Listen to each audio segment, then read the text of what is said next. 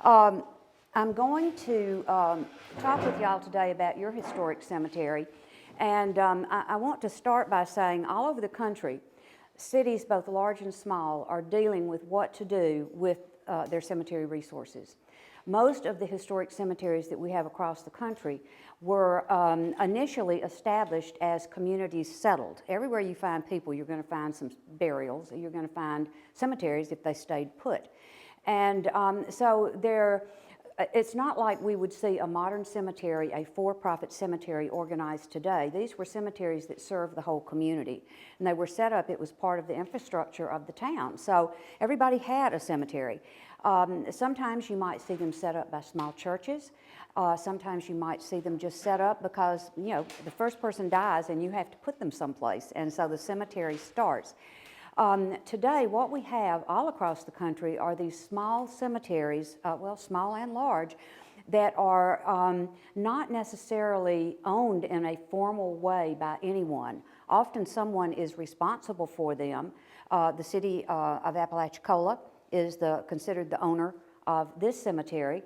And in other places, you might have small churches that formed cemeteries, 120 years ago or so in Florida, and now the little congregations that formed them no longer exist, and the people that are in the modern congregations that have evolved have literally no idea that they own a cemetery or how quite to deal with them.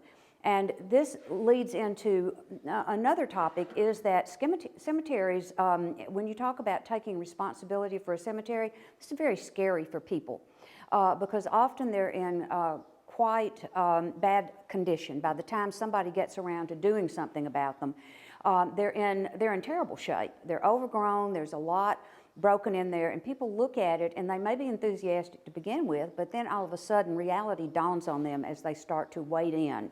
About just what is involved with them. And this tends to discourage people. And so one of the things that we have tried to do in Pensacola is to, with all of our cemeteries, and we have 14 just within the city limits, and they are all historic cemeteries, large and small. They are African American. We have 3 post-emancipation African American cemeteries, along with our colonial era cemetery, St. Michael's downtown. And then the other cemeteries that developed over time, including our Jewish cemetery. We have the oldest congregation in the state of Florida. And so in Pensacola, the university began working at St. Michael's 20 years ago. And that was after a violent episode of vandalism. And we asked for help. At the time, the city had taken the deed from the church and then created a foundation, and it was under the much like the Historical Society. And so, you know, again, it was a very mixed bag of ownership and responsibility. And we were asked to help what is today the Uwf Historic Trust, and that was our old preservation board in Pensacola. And so we came in and started working with them in a management plan for that site, because for us in Pensacola, this is an 8-acre site at the eastern gate to our historic district. And it's had a tough time. People started burying there at least by 1774 in one section of the cemetery, the whole area around. We don't have anything that survives from there, but it was in use then. And so we've been working for 20 years with them, and about 10 years ago, the mayor asked if we would become more involved with this, and in particular with the African American cemeteries, because it was very difficult for stewards of these small churches, and no churches have big resources to begin with, let's face it. This is not, you know, there's not a lot of money flowing for any of our churches.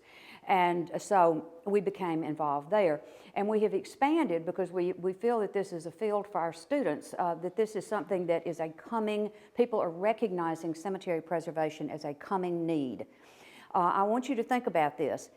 These cemeteries are on your landscape. They are going nowhere. So you have a choice. You either have a resource that can be beneficial to your community, tell the story of your community, and you preserve this to benefit your community, or you do just let it go. And then you've got an eyesore and a public hazard. So, you know, it's not a real tough sell to anybody in municipal government which way you want to go. So we have taken that tact, and we have integrated our cemeteries into our heritage tourism programming. so that people have realized the value of these sites, because in many cases they tell the story of your community in a way that cannot be told by any other.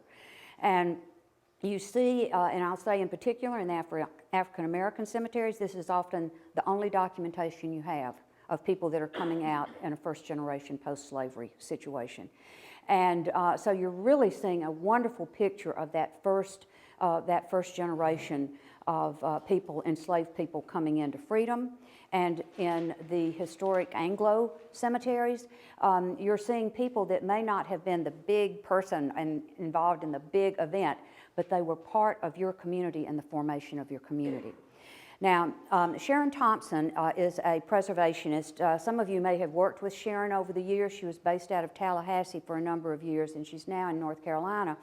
But she and I are doing a book on Florida's historic cemeteries, and this is for University Press of Florida. And we don't think they fired us yet because we've been working on this book for a couple of years here. And so we've been pretty much all over Florida looking at cemetery resources. And we've in Apalachicola, not only have we been to Chestnut, we've been out to Magnolia. We've kind of looked at everything that moved on your landscape that might have moved from downtown to Magnolia, and then at Chestnut. And so we have a nice body of comparables and exemplars of what we're seeing in Florida. And when we start seeing the cemeteries in Florida really start to blossom is, of course, after we become part of the American way. We do not see much expression in the second Spanish period for all of us that survives to this day. But once the Americans started coming in, and they were here before the change of flags in 1821, once they hit the ground, we start seeing a real bloom of expression in cemeteries. Many of the people coming into Florida came from the Atlantic seaboard, they came from the eastern states, and so they brought with them what was familiar to them. So many of the expressions we see in cemeteries are expressions that come out of Atlantic seaboard expression. In Florida, you know, y'all know we don't have much in the way of rocks. They've got stone over in, they have coquina over in St. Augustine. In Pensacola, we have some sandstone outcroppings. I don't know, you probably have sandstone here, but I doubt that you've got anything. You certainly are not having really swanky marbles over here. And marble quarries. And so all of the marbles that you see coming in, they're all coming in from someplace else. And from Pensacola, we get a lot of ours from New Orleans, which were again coming to New Orleans from other places. On the east side of the state, we're seeing them coming in from the eastern seaboard and from quarries up in Vermont and the Northeast. But we're also then, when the Americans coming into Apalachicola, we're seeing things come down the river. Because we're seeing the connection inland. You have inland connection for waterway. So all of these marbles that you see coming in, they all came on ships. You would not be jogging across the countryside in a wagon with an expensive, complex tombstone, because that would just not only be time consuming, but it would be dangerous. You would be bumping around a lot. So everything came in. And it also came in on these very complex markers like a prefab product. You might have a tombstone carved that had 5 elements to it. So it would come in almost like ballast on a ship, and it would come in and it would be delivered, and then you'd have a local artisan put it together in your cemetery. And so, and looking at, when we look at cemeteries, we can look at it not only in artistic expression, because there's beautiful artistic expression, but we can also look at what's going on with transportation, with trade. We can look at people, the socioeconomic standing of your community. And so while much has been lost in Florida cemeteries, much has been found. And I'd like to talk with you a little bit about what we are seeing as the cemetery resources in Apalachicola. And how we're interpreting them. And again, this is an interpretation. Sharon is a preservationist, I'm an archaeologist. And so we tend to look at things in a very personal way. And so I used for my first slide, this is from one of your markers in the cemetery, and I'm going to come back to it. So I want you to take a good look at it if you've not seen it with what you're looking at here, because we're going to discuss it at the end. And we're going to hope I'm mashing the buttons in the right direction. Now, in your cemetery, this is one of, I consider to be the most superior cemeteries in the state of Florida, is Chestnut Cemetery.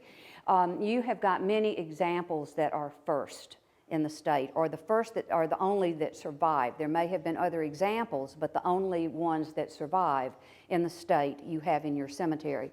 And this is one, this is a small slate marker that you have, and a slate was a pre-runner of marble.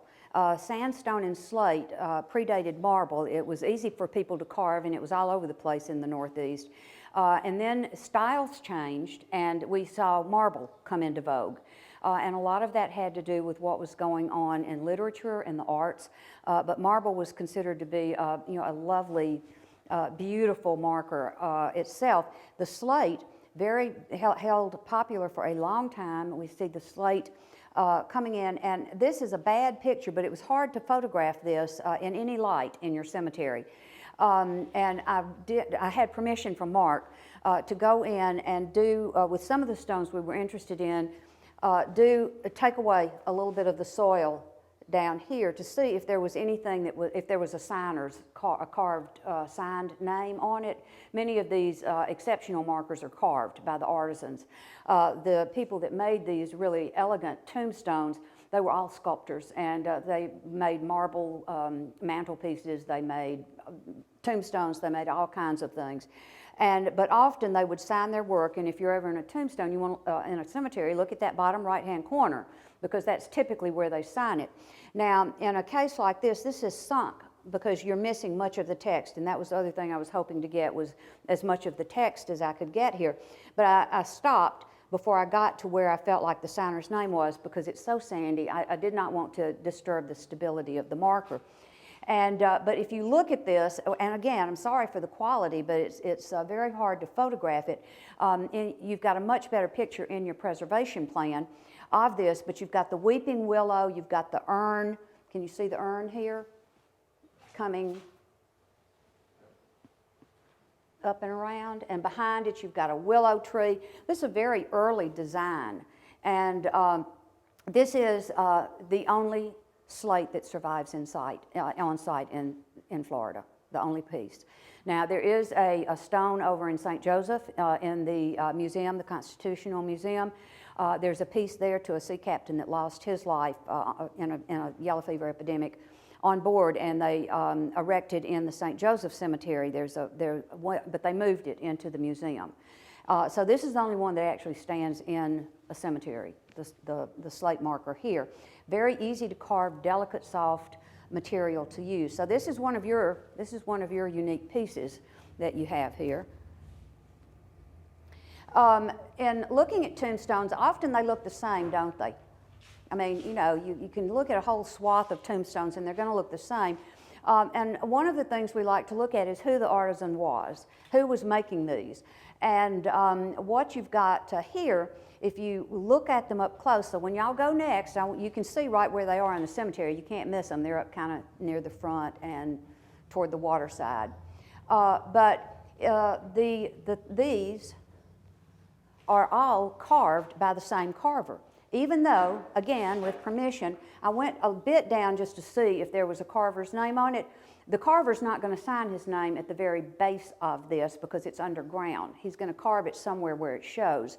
And so for these long ones, you typically are going to see the signature somewhere right around here because they extend on in the ground, almost the same length as you've got on the top, just so they're able to be supported. But in these three, they're all right around 1844 deaths, somewhere right around in there. And they all have the same style of lettering. The individual letters that are in here, you have specific letters. The letter T is specific to all three of them. So you've got the same carver at work here on these three pieces. And even though they're not signed, there is a piece in Pensacola in St. Michael's Cemetery that is signed. And it's exactly like this.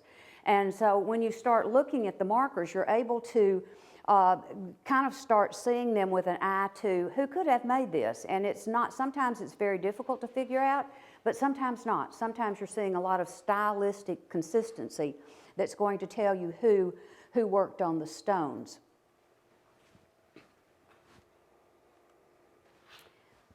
and who worked on many of these stones. We are attributing those 4 stones plus these 2 to Elihu Purvis, who was a carver out of Pensacola. And let's see, do you see his T right here?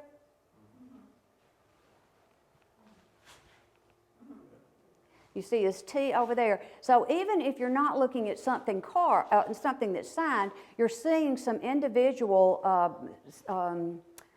little personal preferences that the carver has. Another of his preferences, you see in memory. All right, the N is really squirrely here. It's really scrolly. It is. Am I cut off? I'm sorry, the screen cut off on this one. This is my fault because my PowerPoint cut my end off. But both of the in memories, the I is very ornate. The M is very ornate. And this is mimicking a style very popular in New England with monogrammed tombstones. And so here you see someone in the South that's kind of modified that. So everywhere we see this N, whether it's signed or not, you can pretty much attribute it to him. And they start advertising in the paper, and this advertisement's around 1844, and what are these, 1844? And yeah, these are 1844. But it tells you how much the marble was at any given time. Through time, they're advertising how much the marble cost and how much each letter cost for them to carve it. And I would tell you all, the newspaper is a wonderful source of information, the early newspapers, because it tells you what ships are coming in, and it also tells you things about people that you would never glean just perhaps from just a secondary source of history. So often you might see, I've not seen a reference to anyone ordering one of these stones, and I think part of the reason you don't see it, many of the records don't survive for the carvers and the shippers.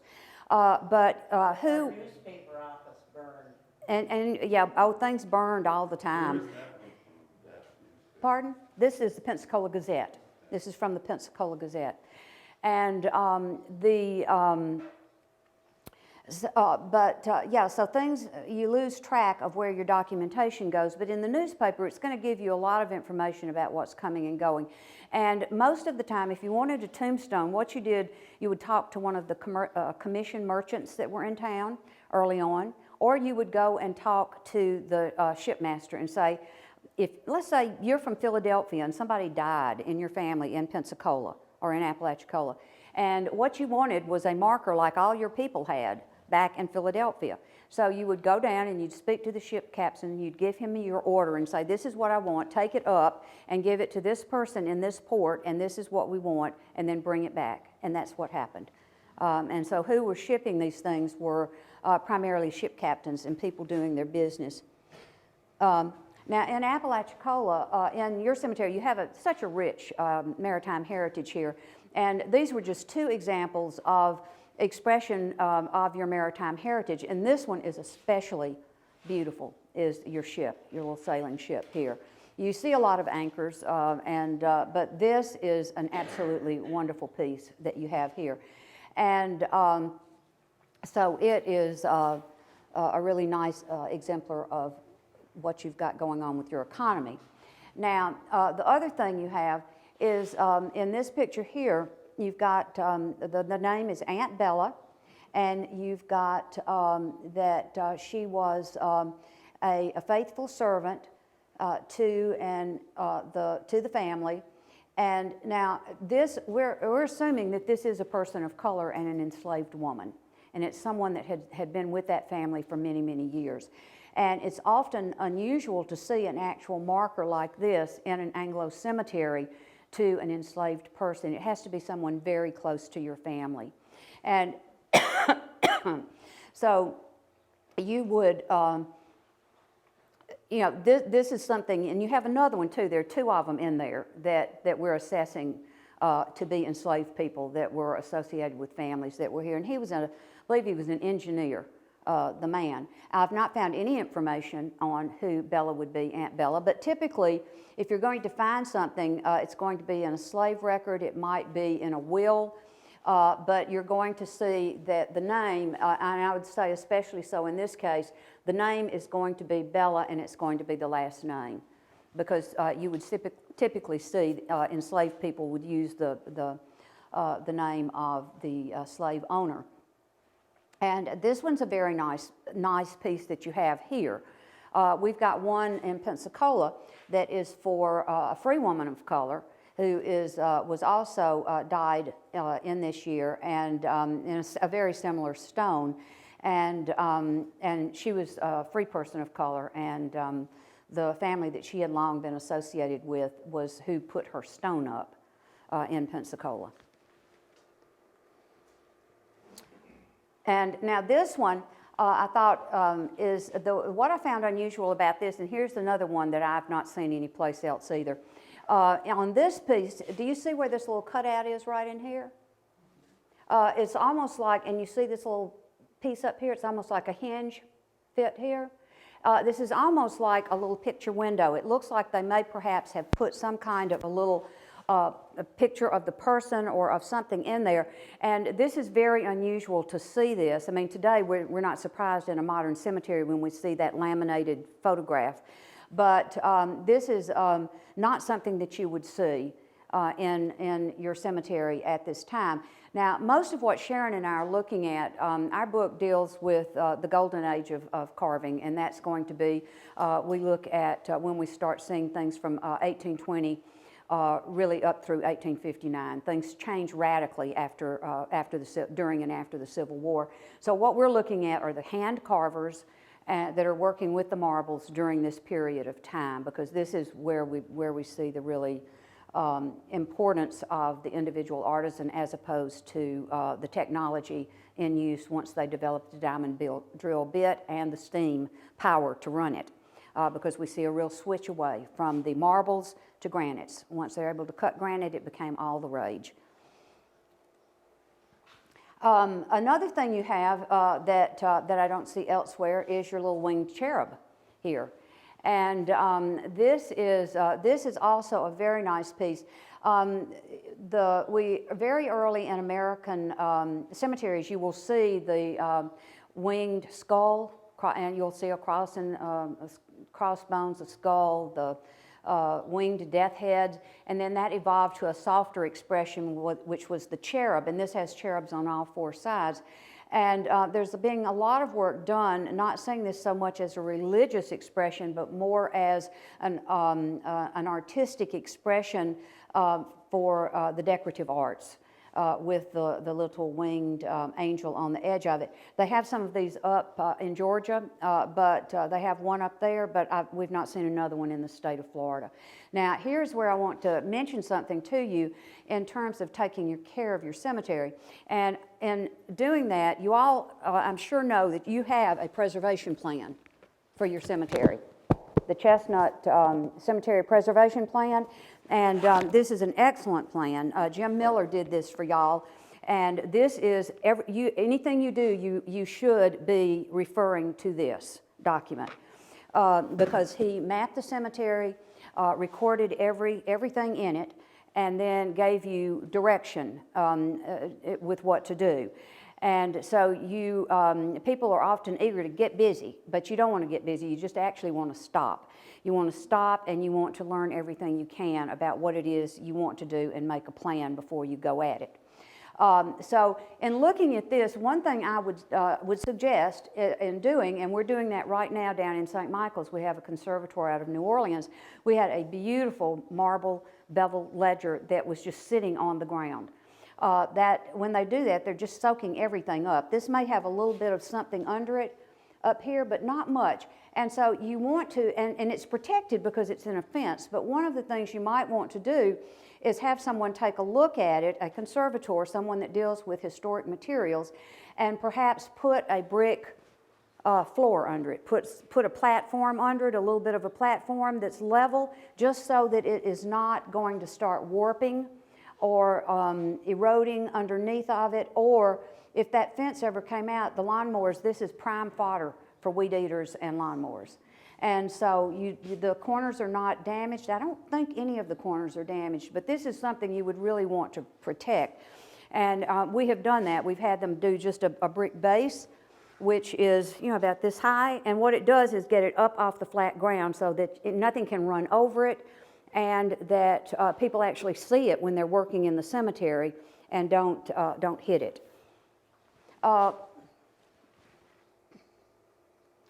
Now, the other thing that you have is, I think you have the most wood of anywhere I've seen in the state. And I'm coughing, I'm not sick, I'm sorry, I had to talk all day yesterday. And let me just...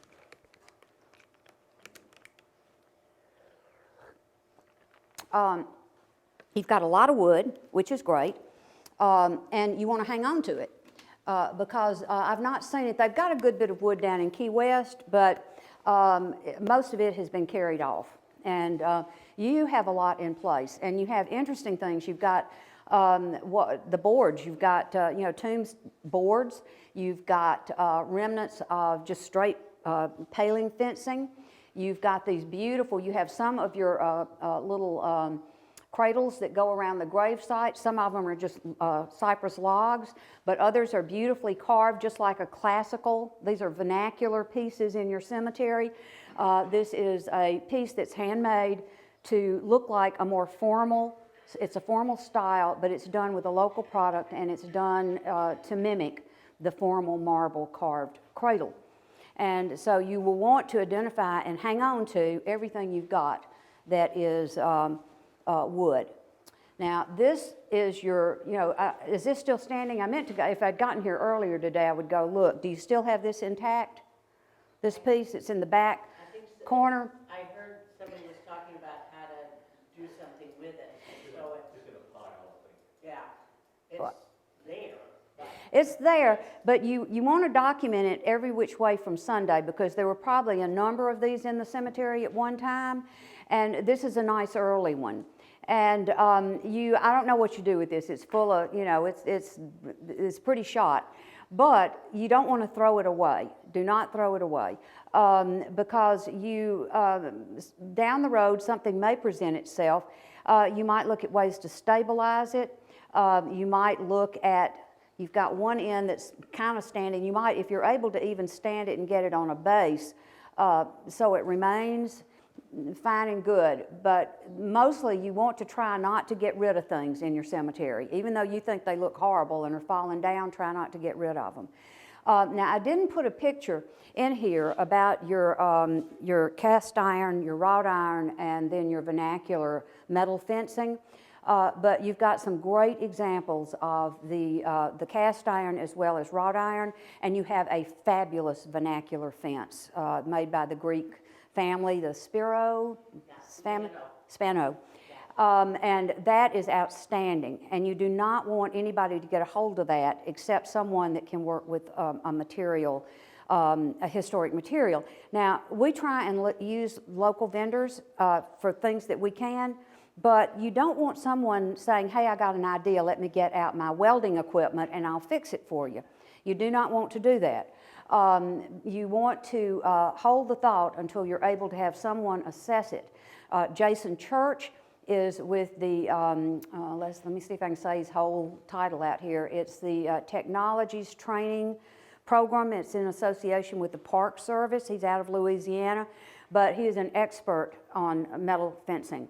And he's pretty much an expert on a lot of things. But this is someone that works more in the public arena with training. And if you want his name, I can certainly give you his contact information.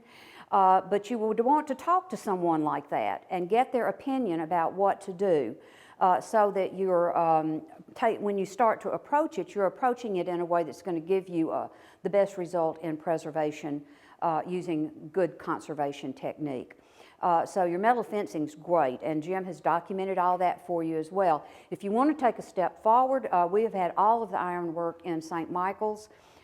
We had documented, we had a survey done of all the ironwork, and when you do things like that, just like when you do this, it sets you up for being able to get your grants, because each step you take is a step forward for you in showing that you are taking the step forward. And so if you have any interest in having all of your metal fences assessed, there's someone that can help you do that as well. What was that? This? Specifically, this was an enclosure. What this was a gravesite enclosure. And so what this did, this was like, just think of it if it had been a little metal fence around a gravesite. It was wood. And we see a lot of wood. Most does not survive. Absolutely no wood survives in St. Michael's Cemetery. And so it's rare to see the wood that survives. And I said there are some examples in Key West, but really not all that much. But here you've got, it's not just this looks like falling down fence. What you've got are beautiful cradles. You've got boards, your headboards that they use for markers. So you've got a lot of that type of material in your cemetery. You also have a good bit of shell. Now the shells, and you'll see individual shells, and then you'll see you've got like this mound of shells. Now shells can mean a lot of things to a lot of different people. We often see them in association with people that come out of African or Native Indian ancestry. But we also see it in use with Anglo communities because they considered it a real decorative motif. And also, in this case, this would be a vernacular gravesite. This is a gravesite that was made by likely somebody from their family with shells locally procured. This is a nice example of how things go away, which is why it's a good thing you've got your survey. Because this is a little wooden cross up here, and then you've got your little metal piece here that has the name on it. Now, when the wood goes away and the little metal piece falls away and things start to scatter here, somebody cleaning up might say, oh golly, look at this pile of shells, and just, you know, kind of scooch them up into a throwaway pile. But these are markers for grave sites. And even if you've got one shell, you've got several places in your cemetery where there's just like 2 shells just like this, and there's nothing else around them. And $1 for donuts, there's a burial there. These are markers for burials. And so you want to be very careful with what happens with your shells in the cemetery. You've got one example of the zinc or markers that they were not as popular for us in the South, and I think maybe a lot had to do with our climate, but in the Northeast you see a lot of them. They're metal. And this one's in great condition. And so it's not unique particularly because they're over in Defuniak Springs, and I've seen them several other places in the state. But I brought this one on to show you because these have their own particular conservation needs. Typically where they're damaged is they start to separate at the seams where the different components are held together. Because they're metal, you know, they're joined, think about, you know, just metal roofing material put together. And so when these are damaged, these require someone very specific. Even the masons do not take care of this. You have someone who is really a specifically trained person here. Yours is in great shape, which is good for you because you don't want to have to deal with that. But you want to make sure that nobody tries to clean it or put anything on it. You know, don't touch it with any chemicals. Don't do anything to it. Just let it sit there. What's that made of? It's a zinc composite material. It's metal, and it was popular for a while, but it did not take. I think that's Marie Hickey. I believe she had a tale about her. Yes, I've played her a couple times. Okay, yeah, I was thinking I had read the story about that.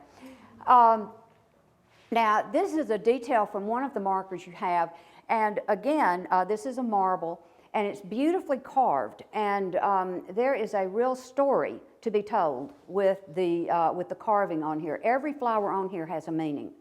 Everything on here has a meaning. You have got meanings that will tell you about love. The rose represents love. When someone dies, they can go and they pick out what motifs they might want to go on their tombstone. And so for this one, I didn't go back and look at what all was in here, but this looks like a passion flower to me, that passion fruit flower. And you've got a lily up here, which is typically associated with the resurrection. And you've got ferns, you've got what looks like a daylily. You've got maybe some, hard to tell, some ivy. Maybe this is some ivy coming out.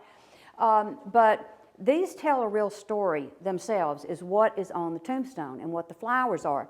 Now, I'll bring up flowers because I didn't put a picture in of this, but it's something else y'all might want to explore.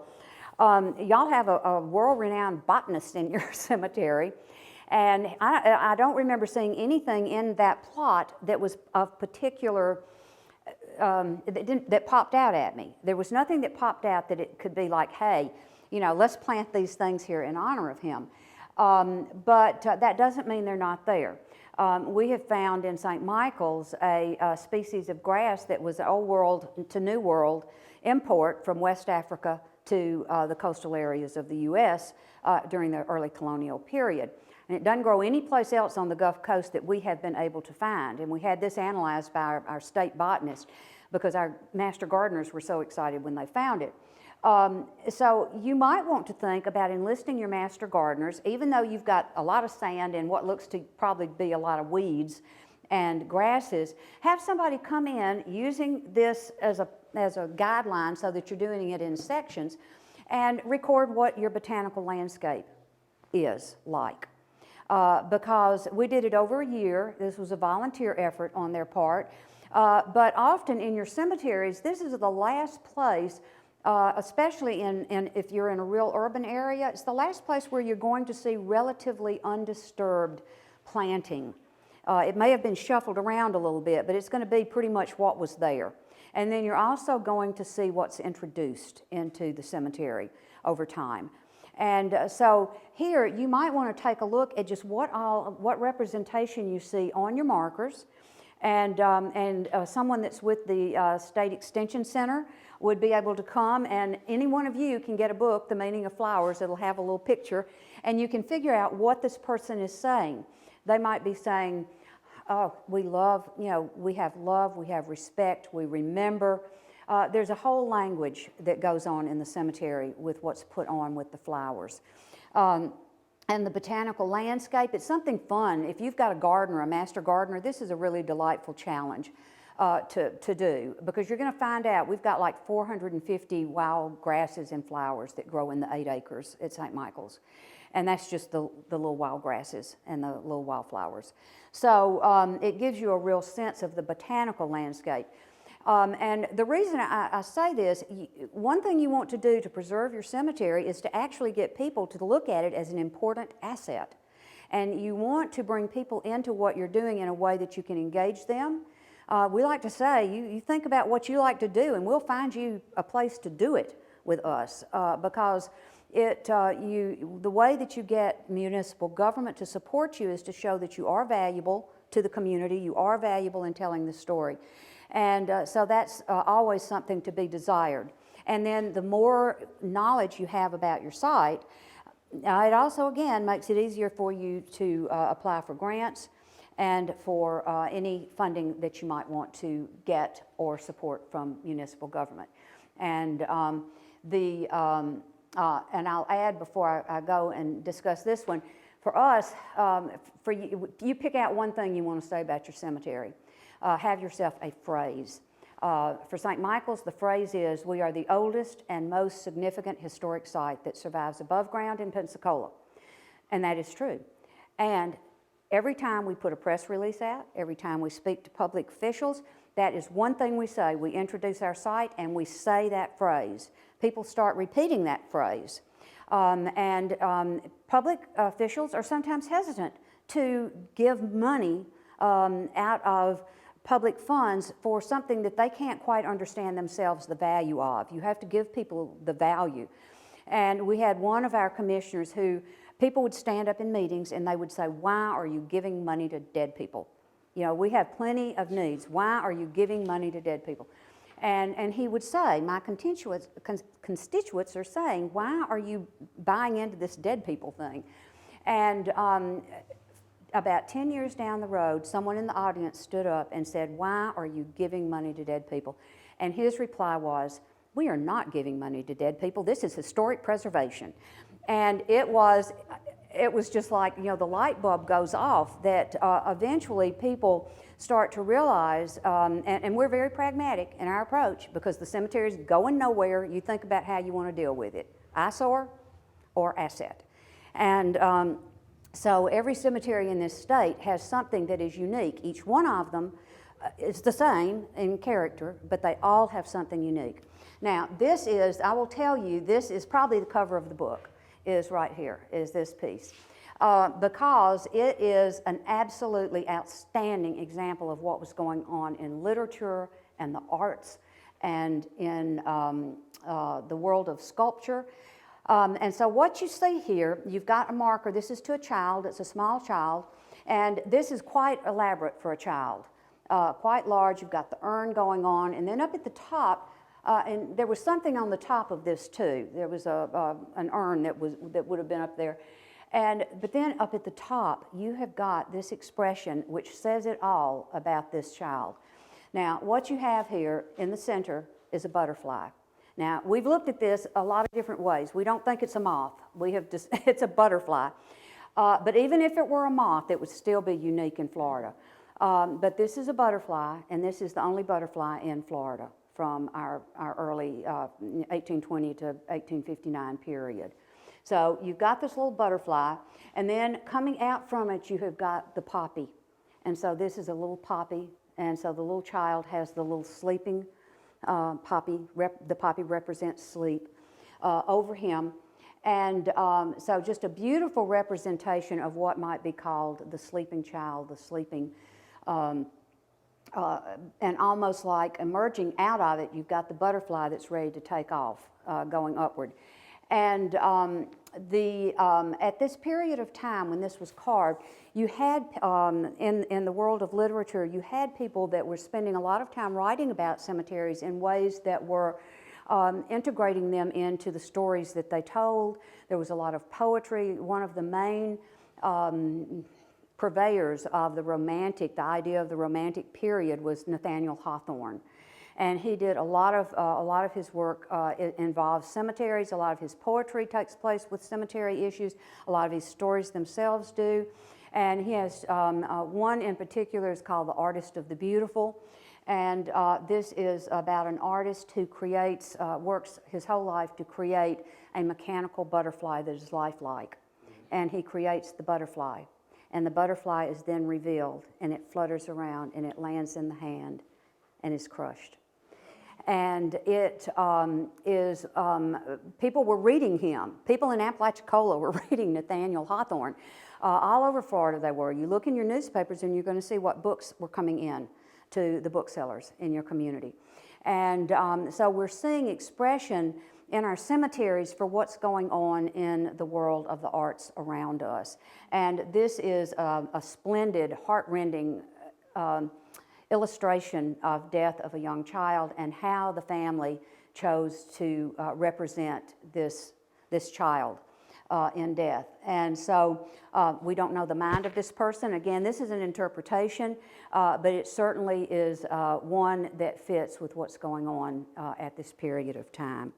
And so these are for your cemetery, some of the things that we see, these will all be represented in what we're writing about. And then around the state, there are other things that are equally of interest, but you've got a really superior, supreme site here that is just full of one-of-a-kinds in the state of Florida that survive. And so what I'd like to do now is perhaps just talk with you a bit or answer questions, not even talk with you. I've said plenty. Let's turn this off. But I'd like to ask if you have any questions, I'll be glad to answer them. And if I can't answer it, I'll direct you to someone who can. Oh, yes. The cemeteries that you've seen, do they frequently have a blend of Confederate and Union soldiers? It depends. In Pensacola, we only have, in St. Michael's, we have one Union soldier there. He is not described as it has his unit listed. And he may have served in Pensacola during the war and come back and settled there, but he died, I think it was in 1866 is when he died. But in the cemeteries, in St. Michael's Cemetery, he would be the only one there. There probably is. We've not done an in-depth study to look at that. We don't have any cemeteries that are strictly Confederate-based cemeteries. Most people served either on either side, but in Pensacola, most people served in the Confederacy. And then so that, you know, we're not seeing a lot of blending. There certainly would have been people that served in the Union Army that chose to come and settle back here when it was all over. But that, I can't, I'm not, and I can't even think. I can tell you Bill Lees, who's with the Florida Public Archaeology Institute, would perhaps know the question to this, and his office is in Pensacola. William Lees. His book is on the Confederate monuments, along with Fred Gasky. Fred might have worked with y'all down through the years somewhere. Because it's our general understanding, like with Coons, the Coons House, Mm-hmm. these were Union soldiers fought in Florida or somewhere around here, Mm-hmm. and then saw economic prosperity in this area, so came down and Mm-hmm. Well, they would have. They would have. And they would have. And so that's, you know, you're certainly going to see that in a lot of places. We have not looked at particularly identifying. Most of the Confederate burials are identified because the Sons of the Confederacy, you know, had a program where they went in and marked. That was one of their missions, was to put an additional marker down. So that's pretty much why you are able to figure that out without deep research. And Mark, at least until recently, has put Confederate flags on all of the Confederate monuments. But I think that we have an example of two brothers buried next to each other that fought on opposite sides. That's ringing a bell with me, but it, and that could very well be too. Once you go, so much changed with the beginning of the war. In Pensacola, many people left. There were only like, I'm trying to think, it's a teeny-weeny amount of people stayed in town, and everyone went inland into Alabama, or they dispersed to get away and came back. And so you don't see much expression in cemeteries during that period of time. It's very unsettling all the way around. And then when you come back after the war, you've got the real establishment of granite as the big thing. As, you know, it's you know, everything has changed, and people are going for this new material, and you lose all of that beautiful hand detail that you see with the hand carvers, and once you move into that granite. And we find too that we do an extensive amount of work with our African American cemeteries that are the post-emancipation, and look at how they are expressing with their local artisans. We see a lot of vernacular material being used, and they're just exquisite. I didn't bring any slides of that because this talk was not really focused on that. But you see just beautiful West African traditions that are brought forward even into the late 20th century. You're still seeing traditions that move with people. You know, we don't move away and leave everything behind. And so everybody takes their cultural baggage with them wherever they go. Another question? Yes? I have two related questions. One is, marble's a pretty soft rock, Yes. certainly compared to granite. Yes. Is there anything that can be done to try to keep it from wearing and deteriorating over time? Not necessarily. Most marbles, the big thing is not to throw any Clorox on it. Don't throw any caustic acid on it. And that's happened to so many markers across time, the marble markers, is people thought they were doing something really good. And so they went out there with their Clorox bleach and bleached them off. And if there wasn't any water where they were working, so what? They just threw the bleach on it and away they went. And that, of course, eats through the polish that's on the marble and into the core of it. Marbles also vary in quality. And so the Carrara Italian marbles, that's about as fine as you can get in terms of a marble. And we see a lot of that in high-end tombstones everywhere. But I would say for preservation, don't coat it with anything. The best thing you can do is if you've got heavy biological growth on it, like lichens or stuff, use a product called D/2. This, you'll have to order it. It's not for sale in a store. But if you Google capital D/2, it'll take you right to the distributor. And one of the distributors is a company who was just in Pensacola yesterday, working with volunteers to show them simple things that volunteers can do in a cemetery. And he was repointing and resetting markers, and he does carry the product, and it's Atlas Preservation. So the second question I had is, how do you, I mean, when you're trying to maintain a historic cemetery, how do you decide when you are renovating, I'm trying to think, when you're improving it and changing it at the same time? So you have a lot that may have you used to have a fence around it, Mm-hmm. but 3/4 of the fence is deteriorating. Would you ever want to consider rebuilding that fence all around that lot, or is that going too far and say, no, that's... You know, people have different opinions. I believe in conserving what you have. So my approach is that if you've got one side of a fence, you keep that fence maintained, because you're going to pretty much know what the other 3 sides looked like. And there are some people that will note that that there's no problem in going in and replacing, but say if a metal gate is missing, the only time that we do anything like that is if we can have a picture of what it looked like, because the cast iron gates, those were all molds, and there's, you can almost get that replicated. But if you're missing a gate and you never knew what the gate looked like to begin with, you don't want to put the gate back, because it's not going to be, it's just going to be what you decided to put up. And so I tend to be more of a minimalist in what I do, but other people take a more aggressive approach. Right now we've got one of our huge above ground limestone and granite tombs. I mean, gigantic. It's like the size of this back. I mean, a really big structure, peaked structure. And the front was damaged before Sally, and in Sally the back fell off. And so we have a serious masonry historic building team that's working on that to get it put back together. And it's going back together exactly the way it was.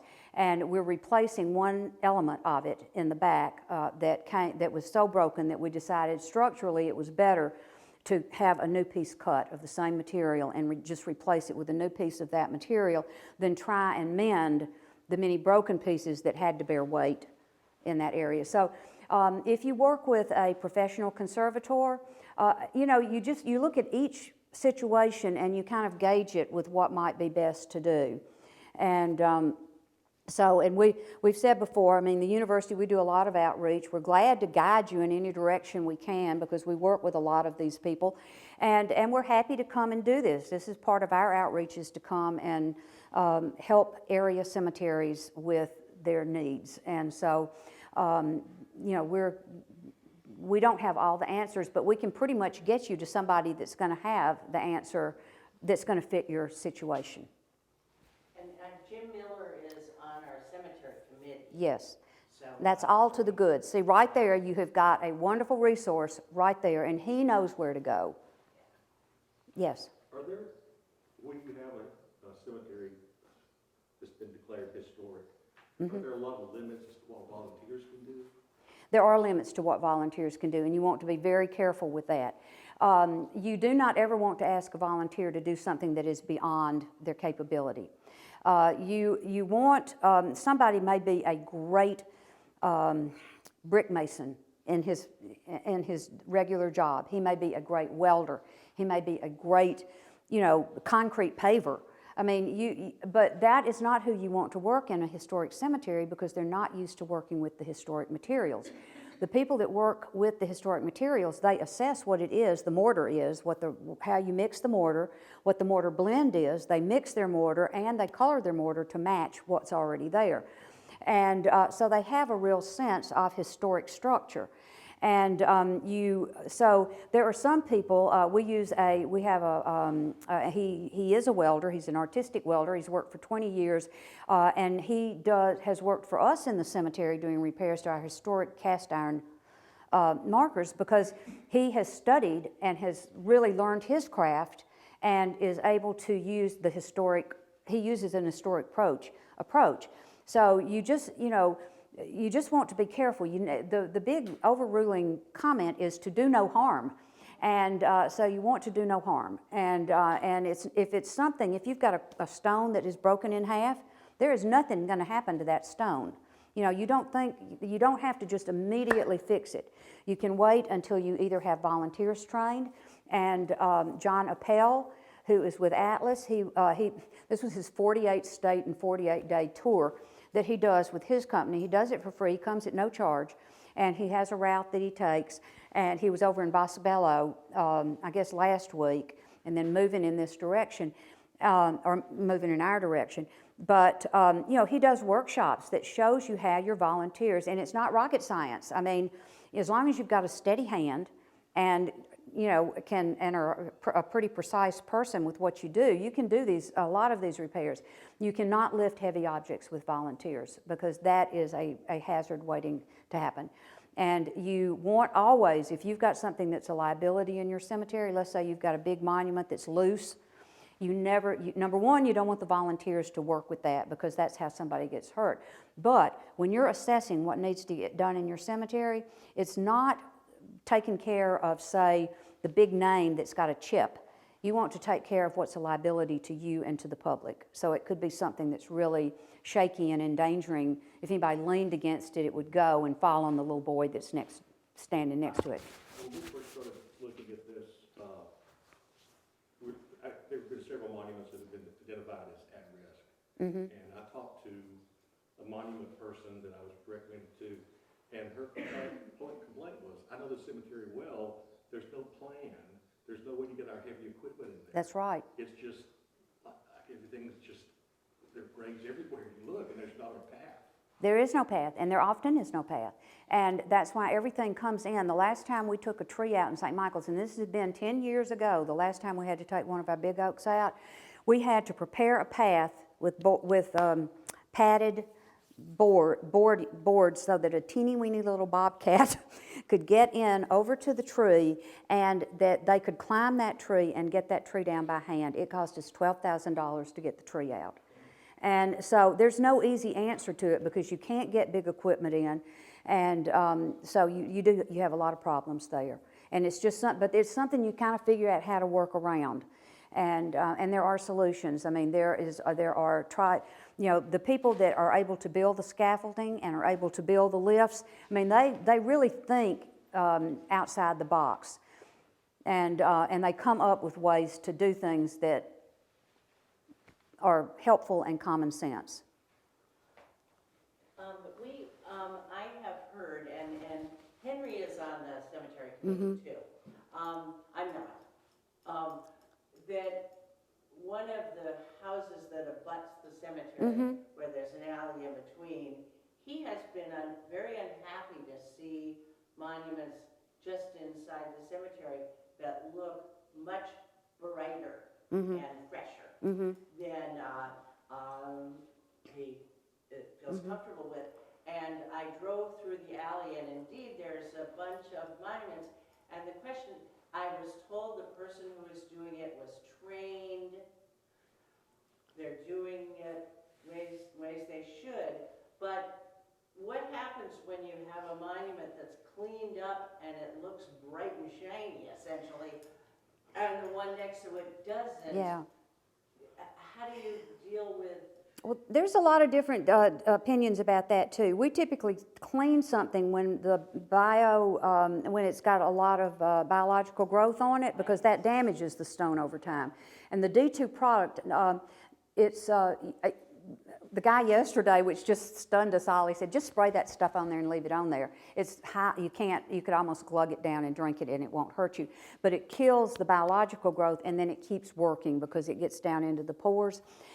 If you clean something, if you go in and just go hog wild cleaning, you're really then, again, you've got a historic, it's like a piece of furniture, like an antique piece of furniture. You do not want your cemetery, your historic cemetery, to look brand new, because it is not brand new.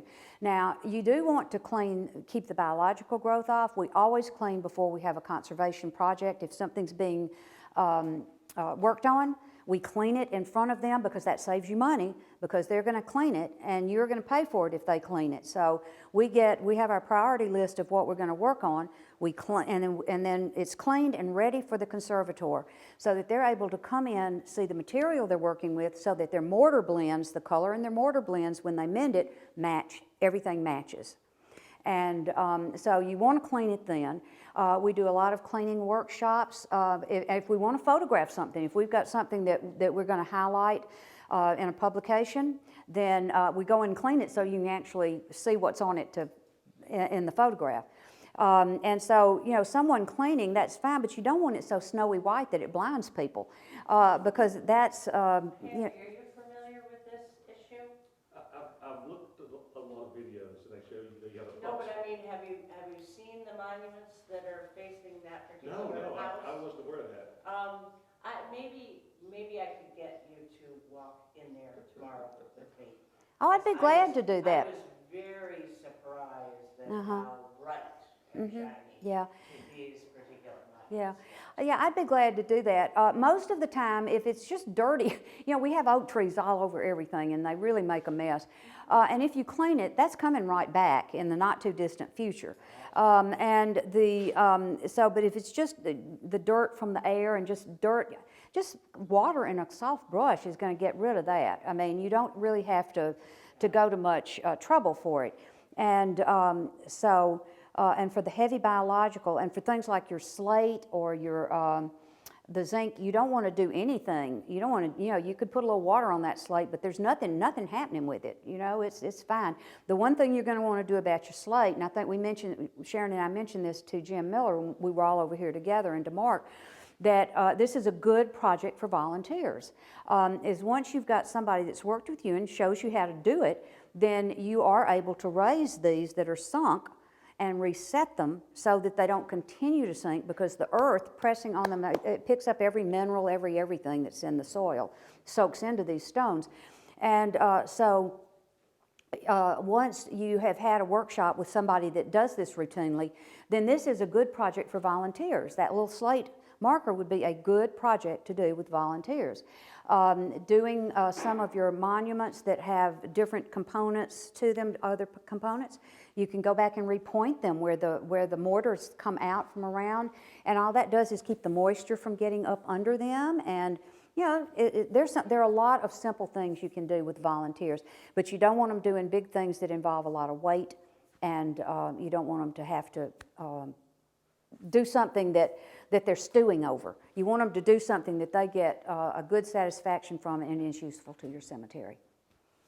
And one other question I can ask. Oh, What about straightening stones? Is that a priority? about what now? Straightening the tombstones. Oh, straightening? Oh, yeah, and that's an easy thing too. You do want to straighten those tombstones, and you can do these with volunteers unless they're really huge and require a tripod lift to them, because they're often, if they start to lean, they're going to reach a point where the bottom that's underneath them, it cannot support the weight anymore, and they're going to snap.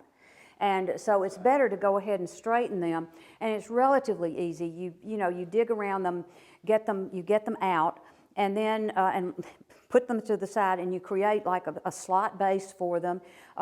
We use pebble gravel, and we use filter cloth, so there's drainage happening.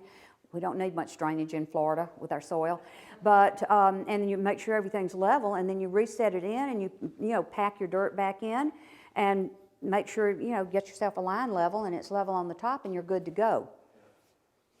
And that again is a good project for volunteers. Is there an online list of all these cemeteries in Florida? Oh, you could find it online somewhere. I'm trying to think. Find a Grave will give you a lot of the cemeteries.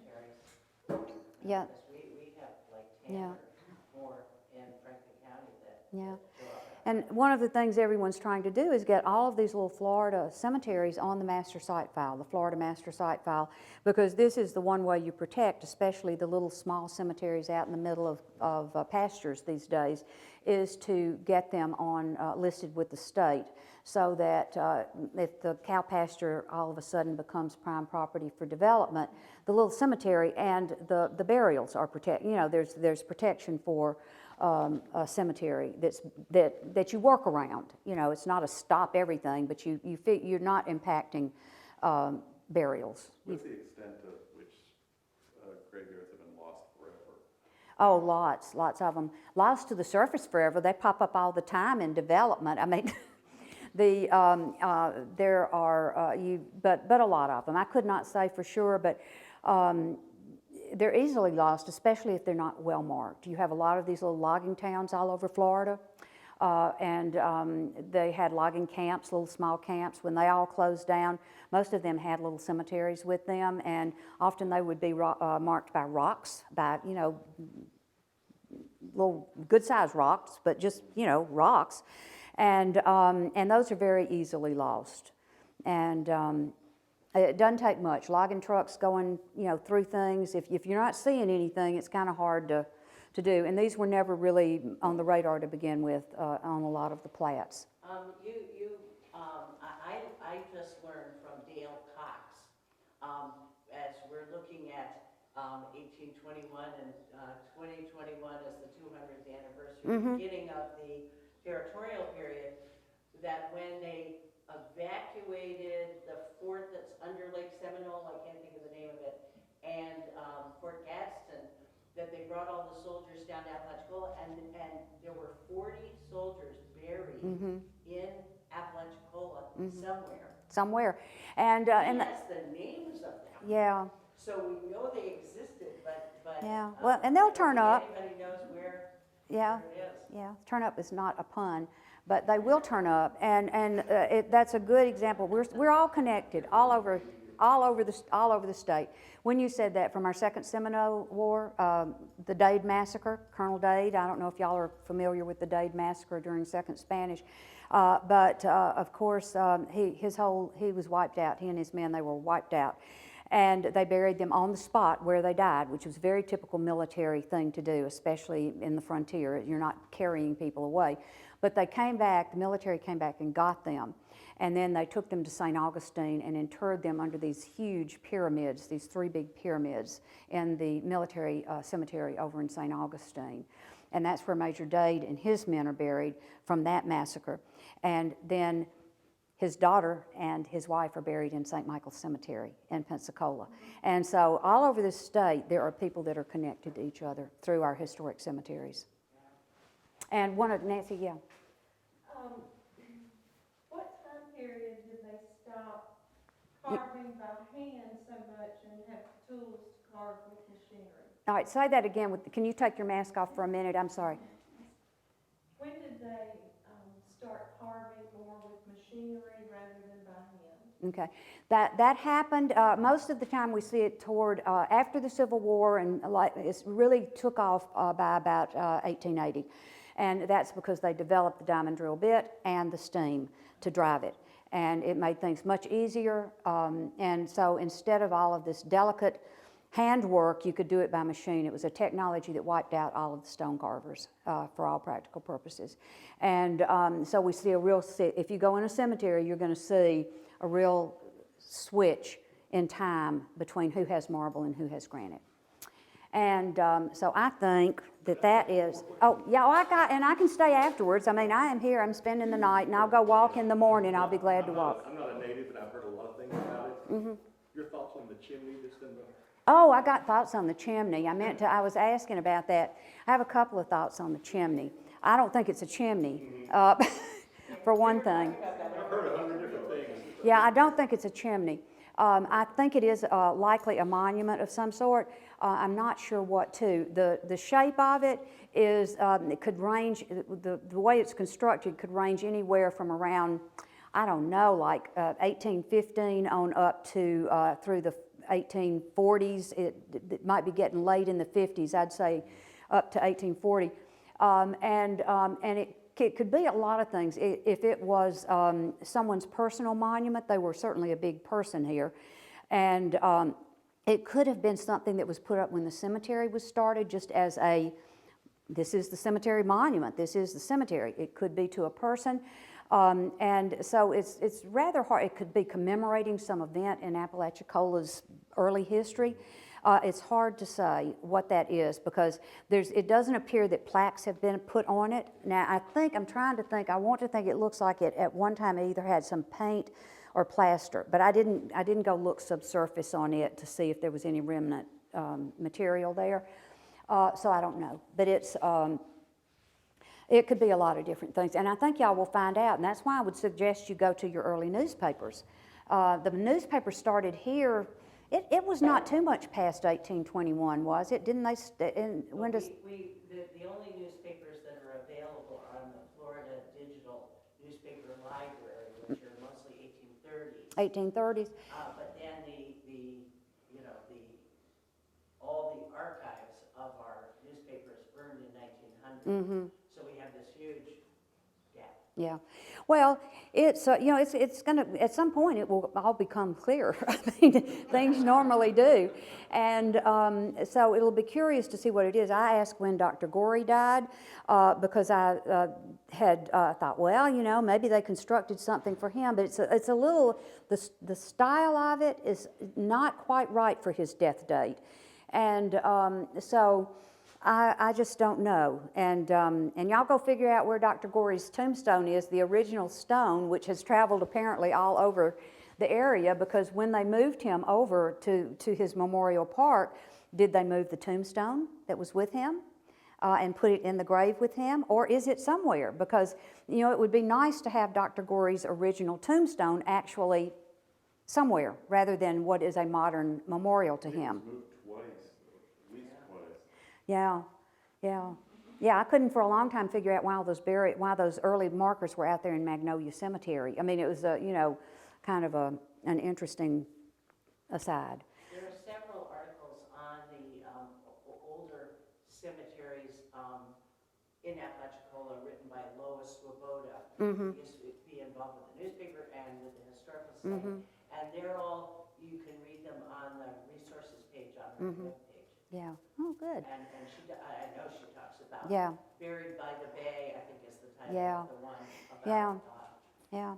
So but I'll be glad to go if you want to go in the morning and walk through the cemetery. Anybody that else wants to go, if you tell me what time you want to do it, I'm happy to go and look at any of your needs and see if I can shed any light on it for you. Yeah, I'm a little concerned because they look really. Yeah.